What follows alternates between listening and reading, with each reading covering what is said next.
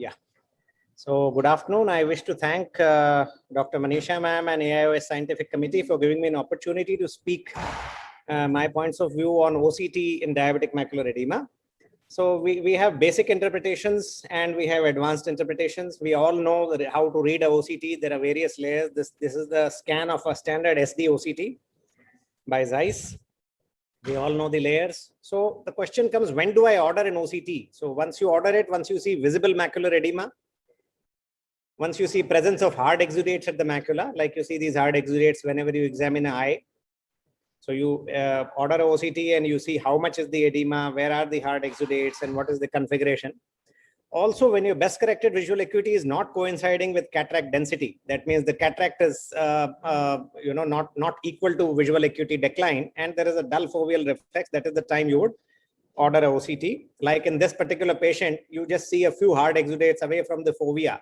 And if you want to take him up for cataract surgery, it would be a good idea to do a OCT, and you will be surprised by the amount of edema this patient has, including a neurosensory detachment. So it is 409 microns.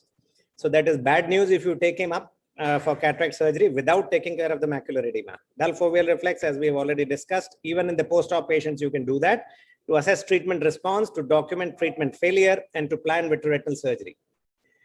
This is an example of a patient who presented to me, had diabetic macular edema. So we gave him an injection, nicely responded with the first Avastin, did not respond with the second one, not with the third one. And you can see the macular edema is going up. And even with change of therapeutic switch to Razumab also did not help. So finally with Ozurdex, we were able to control him. This is 1 month post-op, post-injection picture. And you can see that the edema is already going down. Visual acuity is improving to 6.9. Another patient who came for cataract surgery had macular edema. We advised him, you can see the neurosensory detachment here, the hard exudates. Advised him control of macular edema and surgery, did not follow with us, got operated elsewhere. Presenting acuity to us was 618. Post-surgery, he came with 636 visual acuity. And you can see the hard exudates have progressed all over the macula and see the giant neurosensory detachment which is there. That is what happens when you do not control retinopathy and operate straight away.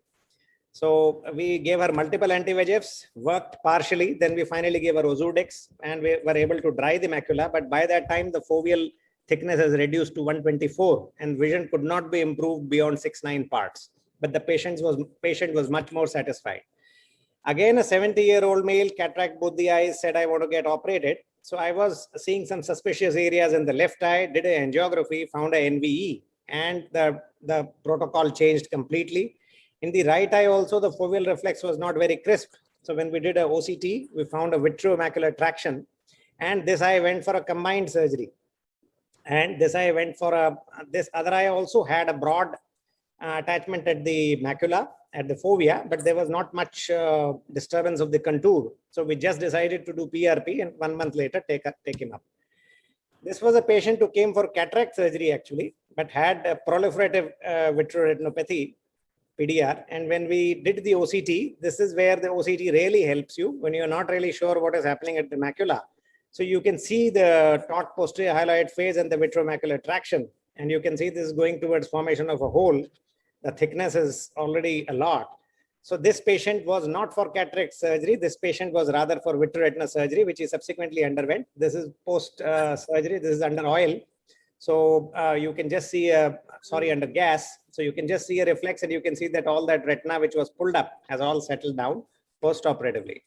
This is the other eye of the patient. So had cataract in this eye. This eye can be safely taken up. You can see the proliferative vitreoretinopathy after, of course, doing a nice photocoagulation. And this eye has a posterior hyaloid phase which is detached and the macula is reasonably all right. Here also it highlights how segmentation errors can lead to false thickness, which is measured on OCT. OCT is measuring 1463 microns as the central thickness, which is wrong. It has taken this as the upper layer of the retina. So you have to be careful, look in detail, just don't depend on what the OCT shows you. You can also add color to your interpretations, especially the grayscale. I can see more of these hyperreflective foci much better on grayscale, and sometimes small amounts of fluid is better visualized than the color photos. This is a histopathological section. I do not find it of much use. Advanced interpretations, you have central retina thickness is given less, of course, is important, but drill is the new thing which is there. Disorganization of the retinal inner layers. You can see this is a 1 millimeter scan through the center, and you are seeing this particular eye on this side. You are able to see the layers much better. You know, each layer you can see separately. However, on this side, all the layers are mixed. So there is drill here, and they say if it is more than 500 microns, then the chances, it is a good predictor of visual acuity improvement post-treatment. So you can prognosticate your patients. Coming to hyperreflective foci, these are precursors to hard exudates.